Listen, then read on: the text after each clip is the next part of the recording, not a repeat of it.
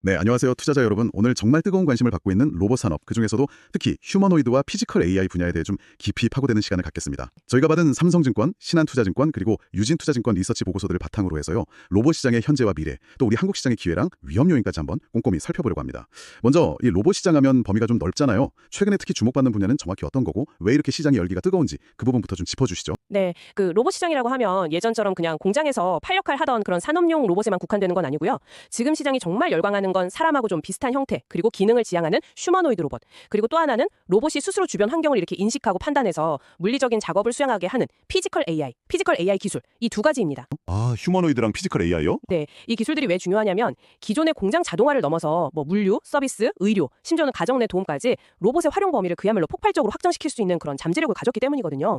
그렇군요. 이런 로봇들을 실제로 가능하게 하는 핵심 부품 기술들이 몇 가지 있는데요. 뭐 예를 들면 움직임을 직접 만드는 액추에이터, 그리고 모터 속도를 줄여서 힘을 키우는 감속기, 또 로봇이 이제 외부 물체랑 부딪히거나 할 때 그 힘의 크기, 방향 이런 걸 감지하는 힘토크 센서, 그리고 물체에 닿았는지 뭐 질감이나 압력 같은 걸 감지하는 텍타일 센서 같은 것들이 있습니다.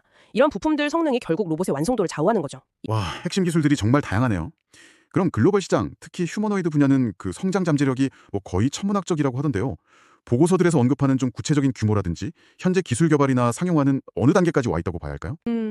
이론적으로만 보면 잠재 시장 규모는 어마어마합니다. 전 세계 노동인구가 한 33억 명 정도 되는데 이들을 다 대체할 수도 있다. 뭐 이런 관점에서 보니까요. 대표적인 회사로는 뭐 테슬라의 옵티머스나 아니면 아마존, 엔비디아 이런 데서 투자받은 피겨 AI 같은 회사들이 있잖아요. 네, 그렇죠. 실제로 피겨 AI는 그 BMW 공장에 로봇 공급하는 계약을 맺고 향후 4년간 10만 대 공급이다. 이런 야심찬 목표를 세웠고요. 테슬라도 2025년까지 연간 한 5천에서 1만 대 정도 생산을 목표로 하고 있다고 합니다. 와, 10만 대, 1만 대 규모가 엄청나네요. 네, 그래서 뭐 엄청난 투자와 기대감이 쏠리고 있는 건 맞습니다. 근데 이제 보고서들이 다 공통적으로 지적하는 현실은 아직은 기술 개발 초기 단계라는 점이에요. 상용화까지는 상당한 시간이 필요하다는 거죠. 뭐 한 보고서 표현처럼 아직은 좀 꿈속의 로봇에 가깝다 이렇게 볼 수도 있고요. 꿈속의 로봇이요? 네, 현재 로봇들은 그 사람처럼 아주 정교한 손놀림, 특히 물건을 좀 섬세하게 잡고 다루는 능력 있잖아요. 네네. 그런 거나 아니면 촉각을 이용해서 작업하는 능력이 아직은 현저히 좀 부족합니다. 그리고 또 투자 회수 기간 ROI 관점에서 보면 로봇 도입 비용이 아직은 비싸서 인건비 절감 효과가 그렇게 크지 않아요. 경제성 확보가 좀 어렵다는 거죠. 아, ROI가 아직 안 나오는군요. 네, 그래서 보고서들에 보면 빨라야 2030년대 중후반 그때쯤 되어야 ROI가 한 2년 이내로 단축될 거다 이렇게 예측하고 있습니다. 그 외에도 뭐 배터리 지속시간 문제라든지 로봇 자체의 연산 능력 부족, 또 강력한 힘을 내면서도 가벼워야 하는 동력원의 부재, 이런 기술적인 난제들도 아직 많고요. 작업 성공률도 지금 한 90% 수준이라고 하는데 실제 환경, 특히 사람이랑 같이 일하는 환경에 투입되려면 거의 99.99% 이상의 압도적인 신뢰성이 확보되어야 하거든요. 그렇군요. 기대는 정말 큰데 현실적인 과제들이 아직 산적했네요. 그럼 이제 우리 한국 로봇 시장 상황은 좀 어떤가요? 투자자분들 입장에서는 이 부분이 가장 궁금하실 텐데요. 현재 시장 분위기나 뭐 성장 가능성 이런 건 어떻게 진단하고 있습니까? 국내 로봇 관련 기업들 주가가 뭐 한때 엄청 급등하고 그랬잖아요. 시장의 관심은 정말 뜨겁습니다.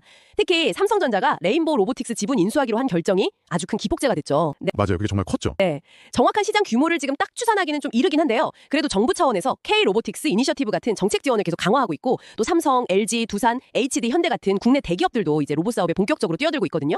그래서 성장 기대감은 분명히 높다 이렇게 말할 수 있습니다.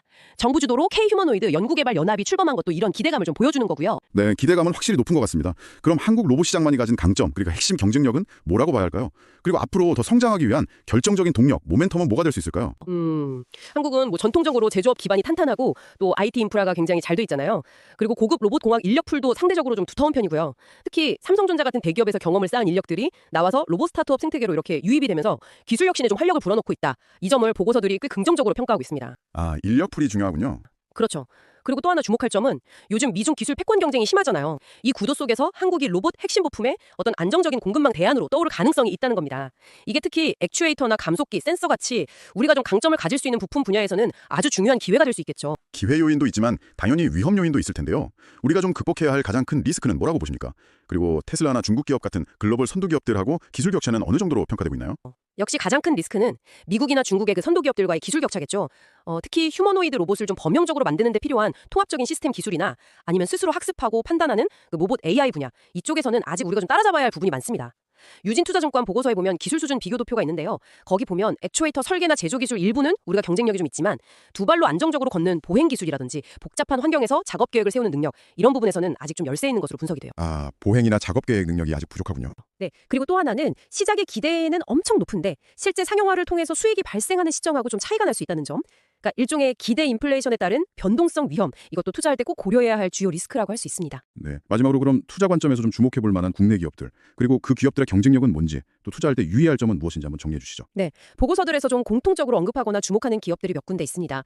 예를 들면 로보티즈 같은 경우 자체 개발한 고성능 액추에이터 다이나믹 셀이라는 기술력을 바탕으로 해서 신뢰의 자율주행 로봇이나 로봇팔, 그리고 최근에는 세미 휴머노이드까지 제품 라인업을 확장하고 있거든요. 특히 수출 비중이 높다는 점하고 LG전자와의 협력 관계도 강점으로 꼽힙니다. 그리고 비상장 기업 중에서는 에이딘 로보틱스가 좀 주목을 받는데요. 이 회사는 로봇한테 일종의 감각을 부여하는 힘토크 센서나 텍타일 센서 분야에서 거의 독보적인 기술력을 가지고 있어요. 그래서 삼성, 두산, 신자, 아마존 로보틱스 같은 국내외 유수의 기업들을 고객사로 확보하면서 기술력을 인정받고 있죠. 물론 이 외에도 삼성전자가 투자한 레인보우 로보틱스나 국내 협동 로봇 시장 1위인 두산 로보틱스 같은 상장 기업들도 있고요. 또 리얼월드 로보틱스, 홀리데이 로보틱스처럼 아직 초기 단계지만 굉장히 흥미로운 기술을 개발하는 스타트업들도 있습니다.